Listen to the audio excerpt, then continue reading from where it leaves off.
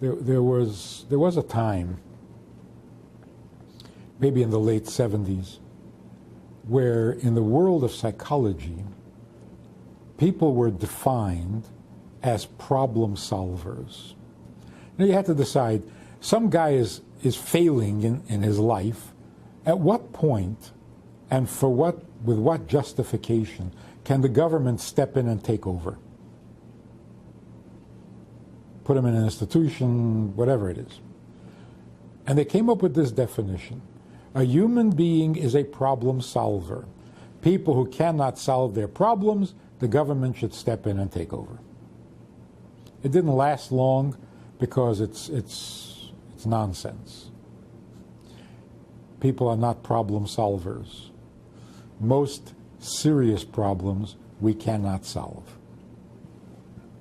So, what is the proper definition of a human being?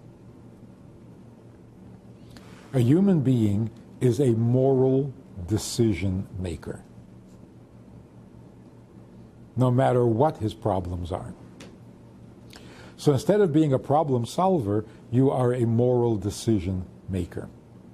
The first time I went to visit a prison, I was kind of nervous driving up there. What do you say? That's not offensive. Hi, what's new? Nothing's new. They're in jail. What do you say? And that's when I realized that the definition of human beings being problem solvers is so offensive to a prisoner. You can't solve your problem. You can't get out of jail. So if you can't solve your problem, you're not a mensch. You don't live up to the standards of a human being. That's a really dangerous concept and pretty depressing. So that first time, I spoke to them about this. We are not problem solvers. In or out of jail, we cannot solve most of our problems, but we can make moral choices. And in jail, you have plenty of opportunity to make moral choices, which makes you a mensch, no less than people outside of jail. It was very effective. People were blown away. One guy said, I learned more here in jail than I learned in 8 years at my synagogue. So we expanded it into the definition of life versus existence. We each have an existence and we each have a life. To exist means to occupy your space and to control your space. A thought in your brain exists because it occupies the space, doesn't allow a conflicting thought to share that space. An emotion takes up space in your heart. Fire takes up space, water takes up space, air takes up space. So existing means taking up space, which is kind of embarrassing to the human being. Also, to exist, you need certain conditions. You have to eat, you have to sleep, you have to drink, you have to have a roof over your head, warm clothes in the winter, other clothes in the summer. These are all just to maintain your existence. So a person who has enough to eat and enough to drink and enough place to sleep and the security of it, what has he accomplished? That tomorrow he'll do it all again. He will continue to exist and he will continue to need all these things. What is life? Life means the effect that you have as a result of your existence. What contribution does your existence make to the world around you, to somebody, somewhere? So life is the effect you have. Existence is taking up space.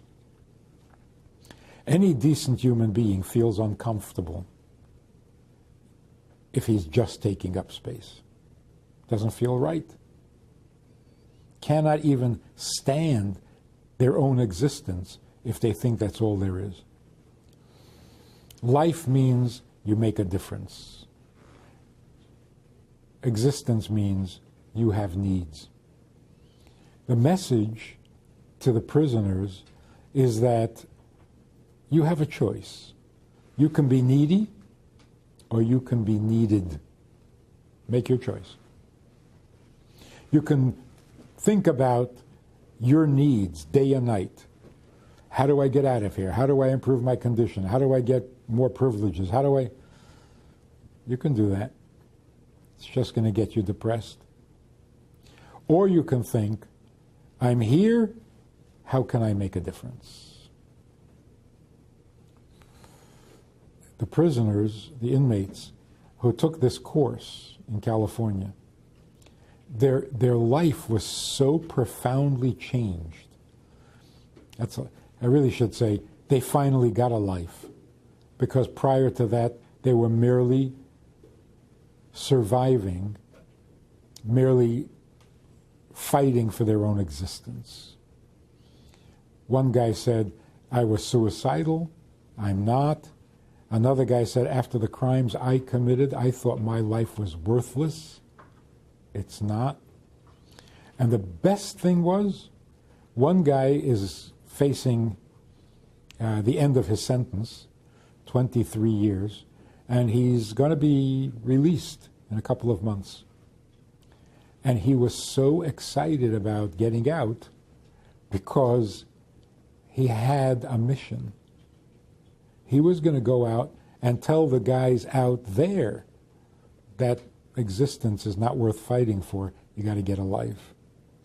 So he's actually looking forward to a life and a mission and a purpose outside of prison after 23 years. That's amazing. Most people come out after 23 years and they don't know how to handle life, how to handle the outside. They don't know what their purpose is, what their direction is. They have a hard time getting jobs. What are they going to do? This guy is going out there with a mission. He is going to change the world from the inside out. That is an amazing thing. To give an inmate a sense of purpose and a sense of mission, not only inside but also outside. That is awesome. That's life.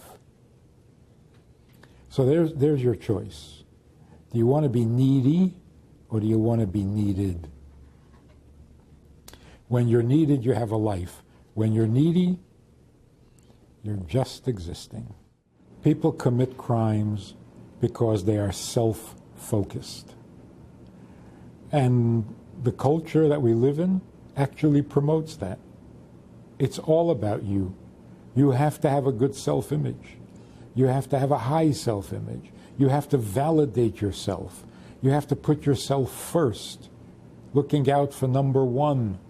All these messages are damaging. They're wrong-minded. The first thing we have to do is get people to get their head on straight.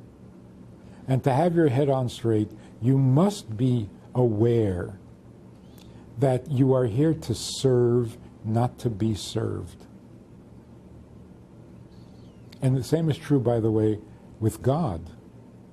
This attitude that God exists to serve us in whatever way, whether it's the Christian, the Muslim, or even the Jewish concept of what God does for you. That's not the focus. The focus should be, what can we do in the service of God, not how does God serve us. That's just backwards. Because if God is there to serve you, then you're really God, and He is your valet. That's dangerous thinking. Of course that's going to lead to crime. So yes, the foundation is we're here to serve. We are needed. What I need is really incidental and unimportant and boring, uninteresting. So if we can switch our thinking from how do I get what I need to what do you need from me, we can change the world very easily. And then the rest is commentary. If you're here to serve, then don't kill anybody. If you're here to serve, don't destroy stuff. If you're here to serve, don't mug anyone. Be the solution, not the problem. So, how do we do this? How do we convince people? Actually, there's a development that is a little encouraging. There are guys today who are worth more or less $100 billion. That's what they have. It's theirs. $100 billion is theirs. Do they for a moment, any one of them, think that the $100 billion was really meant for them? This is part of their need. They need $100 billion. You can't possibly think that. You can't. You live 10,000 years, you can't spend that kind of money. So it is clear to them and to everybody else that the $100 billion that is yours is not for you. It's so clear. It's so obvious. It is theirs to distribute. It is not theirs to have. Now maybe it's a little easier for us to understand that that is true of all of life. Your life is not for you. Your intelligence and your knowledge is not for you. Your love is not for you. And your respect is not for you. Your commitment and devotion is not for you. So all of a sudden we're turning everything upside down. Love yourself? No. No. Love is not for yourself. I mean, it's like a guy has $100 billion and he keeps it under his mattress. And you ask him, what are you doing with the money? He said, no, it's my money. I'm keeping it. Well, you're a real fool. You're not going to invest it. You're not going to spend it. You're not going to buy anything. You're just going to hold it. You're a miser. Why is that not true of love? Oh, I have a lot of love. What are you doing with it? I'm loving myself. That's nonsense. I have a lot of respect. I respect myself. The only reason you have love is so that you can give those who need it. The only reason you have respect is so that you can respect others. The only reason you have money is to spend it. The only reason you have a life is to give life. So now it's much easier for us to accept the notion, my life is not for me. Once we get there, you have a vastly improved society. Thanks for watching. Click subscribe and hit the notification bell below for daily pearls of Jewish wisdom.